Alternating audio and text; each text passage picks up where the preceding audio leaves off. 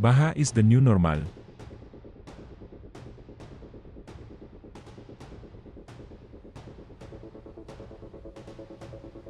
Sa bawat taon, sa tuwing dumarating ang tag-ulan, hindi na tayo nagugulat sa mga balitang lubog ang ilang bahagi ng bansa sa baha. Parang naging parte na ito ng buhay natin bilang mga Pilipino. Ngunit nitong linggo, may isang pahayag na muling nagpaalab ng damdamin ng ilan, lalo na ng mga netizen, matapos sabihin ni Pangulong Ferdinand Bongbong Marcos Jr. na this is the new normal. Ang tinutukoy niya ay ang sunod-sunod na pananalasa ng mga bagyo, malalakas na ulan, pagbaha, at pagguho ng lupa sa iba't ibang bahagi ng bansa. Ayon pa sa kanya, hindi na raw ito isang extraordinary o pambihirang sitwasyon. Ganito na raw talaga ang buhay natin, at dapat nating tanggapin na lang ito.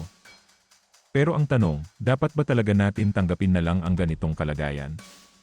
O ito ay malinaw na palatandaan ng pagkukulang ng pamahalaan sa maayos at pangmatagalang paghahanda sa mga sakuna. Habang patuloy na pinipilit ng gobyerno na ipresenta ito bilang isang natural na proseso ng pagbabago ng klima, maraming Pilipino ang hindi kontento.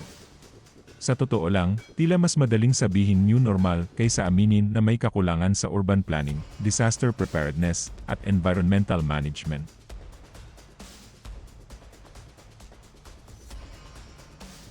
Ngayong Hulyo 25, 2025, ayon sa ulat ng National Disaster Risk Reduction and Management Council, higit sa 2 milyong tao o halos 800,000 pamilya ang naapektuhan ng sama ng panahon.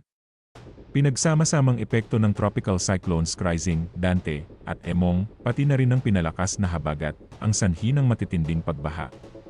Ang buong lalawigan ng Cavite ay isinailalim sa state of calamity na kinabibilangan ng 23 lungsod at munisipalidad, kasama ang 17 pa mula sa Metro Manila at ibang probinsya. Ang tanong ng ilan, kung taon-taon na itong nararanasan, bakit tila laging huli ang pagkilos? Bakit wala pa ring maayos na drainage system sa mga pangunahing lungsod? At bakit ang mga mahihirap pa rin ang laging lubog? Habang ang may kaya ay ligtas sa mataas na bahay, sa Maynila, Quezon City, Malabon, Valenzuela, at iba pang bahagi ng Kamaynilaan, marami ang lubog sa baha kahit hindi ganoon kalakas ang ulan.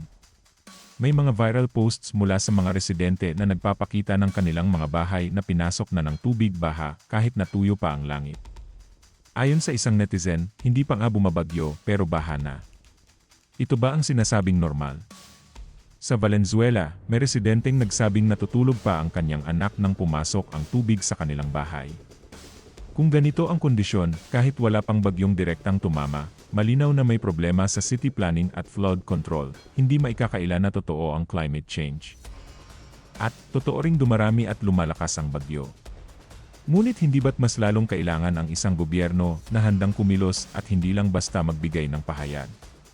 Ang sinasabing bagong normal ay hindi dapat dahilan para mawalan ng pananagutan ang mga opisyal. Sa halip na gawing palusot ang salitang ito, mas dapat itong maging hamon para mas lalong ayusin ang mga sistemang matagal ng sira, tulad ng drainage, zoning, garbage disposal, at relocation ng mga informal settlers.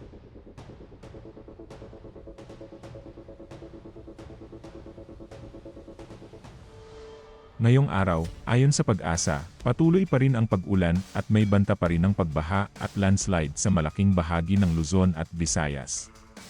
Habang ang ilan ay abala sa pagbibilang ng apektado, ang mga ordinaryong Pilipino ay abala sa pagliligtas ng kanilang mga gamit, paghakot ng tubig sa loob ng bahay, at pagtiyak na ligtas ang kanilang mga anak. Nakakalungkot isipin na habang binibigkas ang new normal sa loob ng malalamig na air-conditioned conference rooms, ang tunay na sakripisyo ay nararanasan ng mga nasa kalsada at palengke. Kung ito nga ang new normal, dapat ay may bagong pamumuno, bagong sistema at bagong pananagutan. Ang mga disaster ay hindi maiiwasan, ngunit ang epekto nito ay maaaring mapagaan kung may sapat na paghahanda. Hindi sapat na sabihin nating ganito na talaga. Dapat nating tanungin, bakit ganito pa rin? Hanggang kailan tayo magtitiis sa ganitong sistema? Sa bandang huli, ang tunay na tanong ng mamamayan, ang baha ba talaga ang new normal, o ang palpak na pamahalaan ang matagal ng normal?